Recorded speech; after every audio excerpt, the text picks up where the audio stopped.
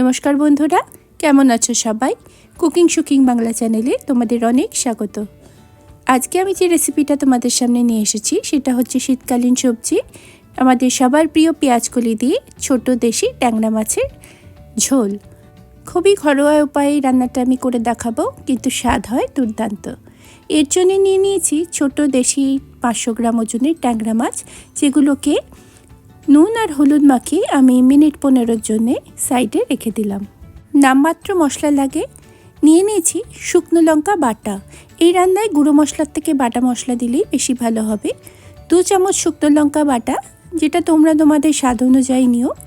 তার সঙ্গে হাফ চামচের একটু বেশি হলুদ দিয়ে আমি জলে গুলে রেখে দিলাম। একটা কড়াইতে নিয়ে নিলাম 4 টেবিল চামচ মতন সর্ষের তেল। তেলটাকে গরম হতে দিচ্ছি, কারণ মাছ যদি ঠান্ডা তেলে ছাড়া হয় তাহলে সেটা নিচ থেকে লেগে যাবে। তেল ভালো করে গরম হলে আঁচটাকে একটু কমিয়ে দিয়ে ট্যাংরা মাছগুলো ছেড়ে দিলাম। ট্যাংরা মাছ সহ যে মাছগুলোর আঁশ নেই সেগুলো ভাজার সময় সবসময় হাতের কাছে ঢাকা রাখবে।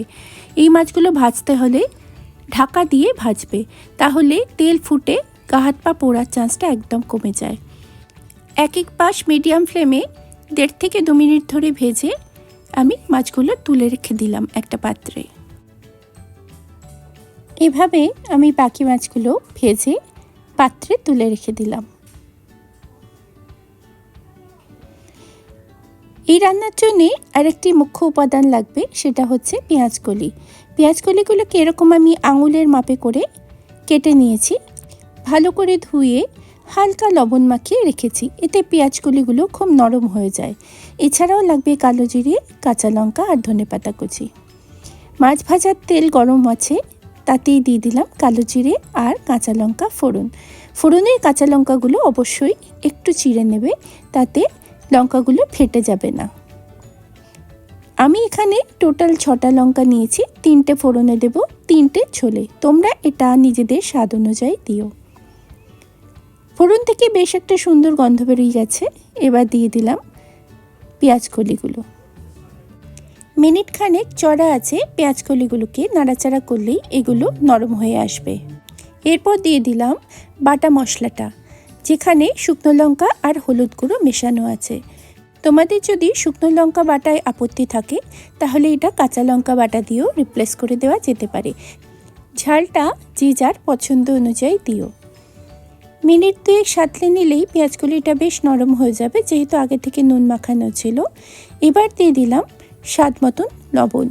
লবণ দেওয়ার সময় খেয়াল রাখতে হবে যে পেঁয়াজকলিতেও আমি নুন মাখিয়ে রেখেছি, তাই খুব সাবধানে এটা দিতে হবে। নুনের সাথে সাথেই দিয়ে দিলাম রেখে দেওয়া গোটা কাঁচা লঙ্কাগুলো। আসলে বাড়িতে অনেক বাচ্চা আছে, তো তারা ঝালটা অতটা খেতে পারে না। যারা বড়রা ঝাল খেতে পছন্দ করে তারা এই কাঁচা লঙ্কাটা ডলে খেতে পারবে। রান্নার এই পর্যায়ে দিয়ে দেব 3 কাপ মতন গরম জল। এই রান্নাটা খুব বেশি ঝোল হয় না। জলের আন্দাজটা ততটুকুই দিতে হবে যে মাছগুলো হালকা মতন ডুবে যাচ্ছে। ঝোলটা ফুটে উঠলে ভালো করে মাছের সঙ্গে ঝোলটা ভালো করে মিশিয়ে দিয়ে চাপা ঢাকা দিয়ে মিনিট 5 জন্যে মিডিয়াম টু লো ফ্লেমে আমি রান্নাটা হতে দিলাম। 5 মিনিট পর ঢাকা খুলে দেখো রান্নাটা একদম কমপ্লিট হয়ে গেছে। মাছগুলো সুসিদ্ধ হয়ে গেছে, পেঁয়াজকলিগুলো সুন্দর টেক্সচার নিয়ে নিয়েছে, ঝোলটাও একদম পারফেক্ট কোয়ান্টিটিতে হয়েছে। ওপর থেকে ছড়িয়ে দিলাম 1 মুঠো ধনেপাতা। ধনেপাতার গন্ধ এই রান্নাটাতে খুব ভালো লাগে। ভালো করে মিশিয়ে গ্যাসটা বন্ধ করে ঢাকা দিয়ে এটা স্ট্যান্ডিং টাইমের জন্য মিনিট 5 জন্য রেখে দিলাম। গরম গরম এই ট্যাংরা মাছের ঝোল সার্ভ করতে হয় ঝরঝরে সাদা স্টিম ওঠা ভাতের সাথে। আজকের আমার এই রেসিপি যদি তোমাদের ভালো লেগে থাকে please like, comment and share করো। আর নতুন বন্ধু হয়ে থাকলে অনুরোধ রইল চ্যানেলটাকে সাবস্ক্রাইব করে আমার পাশে থাকার, আমাকে একটু সাপোর্ট করার। পাশে থেকো, সাথে থেকো বন্ধুরা। দেখা হচ্ছে অন্য কোনো রেসিপির সাথে। ততদিন সবাই ভালো থেকো, সুস্থ থেকো, সাবধানে থেকো।